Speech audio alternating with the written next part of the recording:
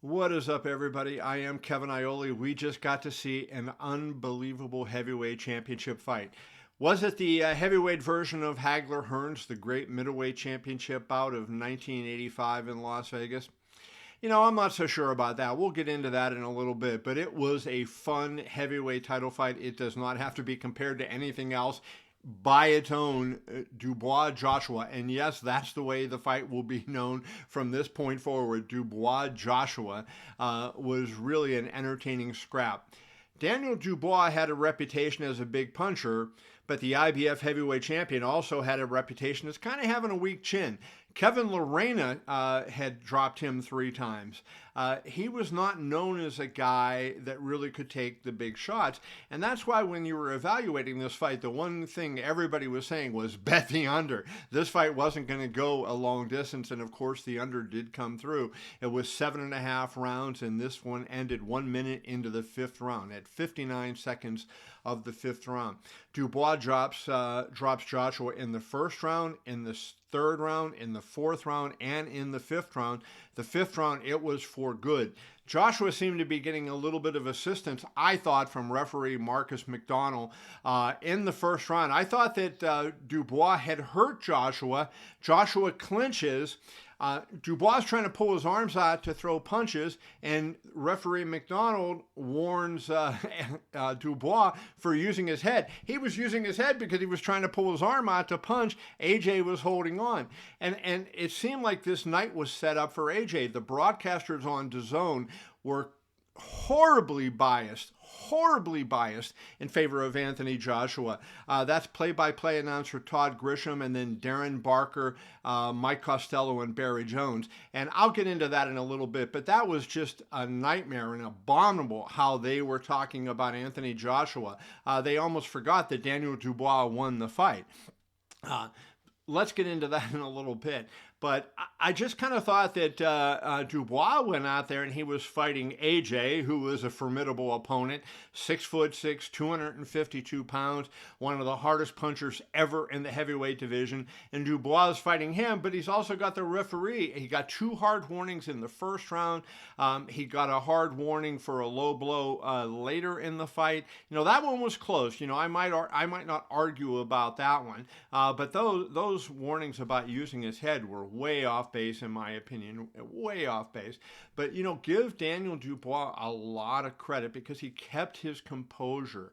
I kind of felt like, Dubois in the past, did not keep his composure when things went badly for him. And so it cost him. This time, even though he's fighting a guy with enormous power, and he knows that trading like that is opening him up to getting caught, he stood in there, kept his composure, and he fought a very smart, very good tactical fight. The end came as Dubois actually was in a little bit of trouble. I didn't want to say that he was reeling around the ring, but Joshua hit him with a right hand, backs Dubois into the corner. And you saw Joshua cock back to throw a right. And I think if that right lands, the fight might have been over the other way. But Dubois came through quicker with a right cross. And it was a shorter punch. It was right on the button. AJ went down and he was unable to beat the count. I question, even in the 1st round, Ben Davis and Joshua's trainer got in the ring when the bell sounded. Joshua was still down, wasn't up yet. You're not supposed to get in the ring until the referee checks you and gives you clearance to go. Then you can get into the ring. Ben Davison was in the ring while the referee was still counting and then checking if AJ was okay. Of course, the referee gave AJ every benefit of the doubt and let him continue into the 2nd round. But Dubois just kept doing his thing the whole way. He was composed. He was on top of things. He didn't let the moment overcome him. And congratulations to him for that. This is a guy that entered the fight 21-2. His only 2 losses were stoppages by Alexander Usyk, in my mind, still the undisputed champion. He vacated the IBF title because he would have been stripped of it. He won it in the ring. He should have kept it. That's the way boxing sanctioning bodies work these days. It doesn't really matter. Usyk is the champion. Everybody knows that. But Usyk beat Daniel Dubois, stopped him in 9. But Dubois made a good representation of himself. He also lost to Joe Joyce. In hindsight, looking at what Joe Joyce has done now, that was not a great loss by Dubois. But Dubois has really come on recently. His performance against Filip Hrgovic in winning the IBF interim championship was very good. I was impressed by that. And so give him a lot of credit. Beat Jarrell Miller before that. And just it looks like he has come into his own. He had a lot of this promise, and now it looks like he's ready to be on top of the game. And boy, does this set his promoter up, Frank Warren, because Frank Warren has Tyson Fury, the former WBC champion, who on December 21st will fight Usyk again for the heavyweight title in Riyadh. And he also has Dubois. So Frank Warren is going to call a lot of shots here, especially if Tyson Fury wins the title back from Alexander Usyk in December when they meet. But I think it's going to be fun to see what happens with Daniel Dubois. As far as Anthony Joshua, I feel really bad. He is a classy guy. He is a talented fighter, and he's had a very good career. He won the Olympic gold medal. He's a two-time heavyweight champion. Just didn't have the kind of chin that he needed to have to really perform at that highest level in the heavyweight division, right? You can hide your chin in a lot of divisions, but in the heavyweight division, that's the one place where it's really, really difficult to do.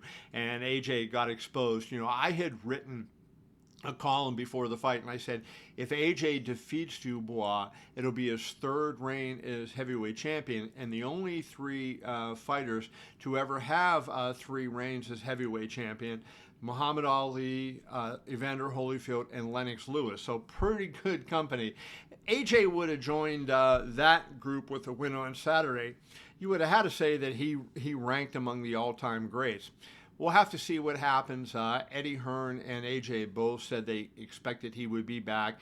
Eddie Hearn said there is a rematch clause, which I hate. Rematch clauses are the absolute worst thing in boxing. Make stakes. Make the fighters fight and risk something, right? AJ knows he has to lose twice to really lose. He now has this ability to come back and kind of beat Dubois, and he has it back. Rematch clauses are terrible, and if we could do away with anything in boxing, it's the rematch clause. If they want to make a rematch clause, a rematch after the fight is over, and they negotiate it from that point, I'm okay with that. I have no problem with rematches. I just hate these rematch clauses that give somebody two kicks at the can. Do not like that. What I also didn't like was the work of the broadcast team, especially after the fight. You would have thought that AJ fought himself. They were making all these excuses for AJ after the fight, all this commentary, about AJ and poor AJ, and he was still there fighting and he was trying to win, and you just had this amazing story in Daniel Dubois win the fight, win by knockout. There was no controversy. There was no doubt about it. He put him down 4 times. The referee counted to 10, and instead of giving Daniel Dubois his just due, these announcers were just all over AJ. It was just incredible. And I know that they are British, except for Todd Grisham, who is American, but the rest of the crew were British announcers, and they're in the UK, and they're announcing a fight in front of 96,000 fans, and AJ was the big star. I get all that. But where was Chris Mannix on this? Chris Mannix would have had a better perspective and would not allow this. I didn't think the broadcast was great at all. We're hearing about the atmosphere 500 times. Yes, we got it. It was good. It also went on for hours and hours and hours. We want to hear a fair call of the fight. Give both fighters credit. I know AJ is the big star in the UK, but guess what? He's not the big star everywhere else in the rest of the world. And I just thought the DAZN announcers really let the fans down, because they're announcing all over the world, and I really didn't think that they did the moment justice. So shame on you, Todd Grisham, Barry Jones, Mike Costello, and Darren Barker. That really was an embarrassment, and you didn't do your best work in that moment. As far as referee Marcus McDonnell, what do you say, right? I don't think anything is going to happen to him. Certainly, it just seemed like he knew who the star was. He knew who the A-side was. Anthony Joshua was not the champion. He walks to the ring second and he is introduced second. Boxing history and tradition says the champion comes out second. And if there are two champions in a fight, then they work that out among themselves. Usually one walks. Usually one of them walks first and is introduced second, and the other way around. That almost always is the way it works out. But when you have, in this case, a champion and a challenger, what was AJ doing coming out last? I get that he's the big star, but that's not what boxing tradition is. But it is what it is. Great heavyweight fight. It's going to be remembered as one of the most entertaining. I don't think you can say great fight from a pure boxing standpoint. Just highly entertaining because of the knockdowns and the drama.